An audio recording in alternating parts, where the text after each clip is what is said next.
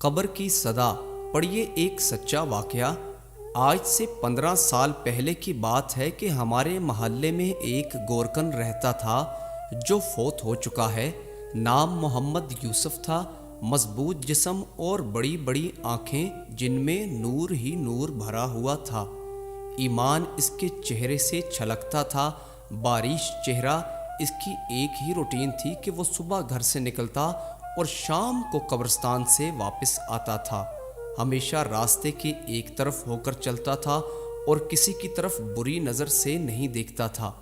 ایک دن محلے کے پڑھے لکھے لڑکے اکٹھے ہوئے اور یوسف سے کہنے لگے کہ آپ کی ساری زندگی قبرستان میں گزر گئی ہے، ہمیں کوئی واقعہ سنائیں۔ یہ سن کر یوسف بہت سنجیدہ ہوا اور لمبی سانس لی اور کہنے لگا، آج مجھے 27 سال ہو گئے ہیں، میں قبریں بنا رہا ہوں۔ لوگوں کی میتیں آتی ہیں اور میں ان کے لیے قبریں تیار کرتا ہوں۔ میرے ساتھ ایک ہی واقعہ گزرا ہے۔ گرمیوں کی دوپہر تھی، کچھ لوگ میرے پاس آئے کہ بابا جی قبر بنانی ہے۔ میں نے پوچھا آدمی ہے یا عورت؟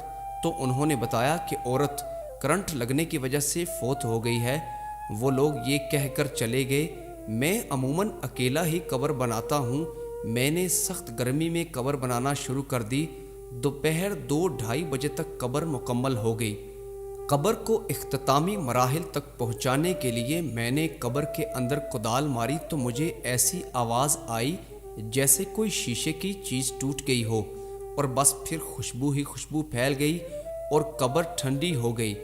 میں قبر میں ہی لیٹ گیا۔ باہر سخت گرمی تھی، اندر قبر ٹھنڈی اور خوشبو سے بھری ہوئی تھی۔ اس سے میری روح تک خوشبو ہو گئی۔ میں حیرانی اور دہشت سے خاموش رہا۔ مغرب کے بعد جنازہ آ گیا۔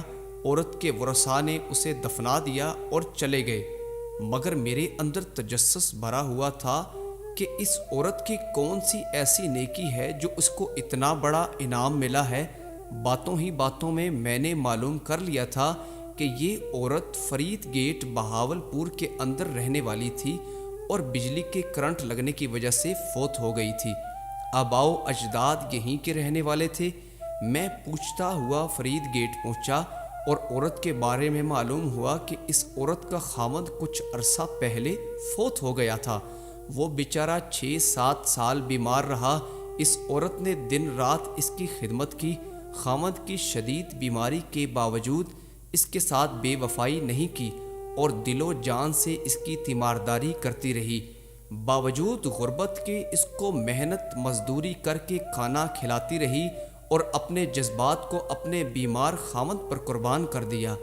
جو لوگ اللہ تعالیٰ کی رضا کی خاطر بے لوث انسانیت کی خدمت کرتے ہیں اور اپنی راتیں بھی اللہ کی یاد میں بسر کرتے ہیں، انہی لوگوں کے بارے میں اللہ تعالیٰ نے فرمایا ہے کہ میں ایسے ایسے انعامات دوں گا کہ جس کو کسی کی آنکھ نے دیکھا اور کسی نے تصور بھی نہیں کیا۔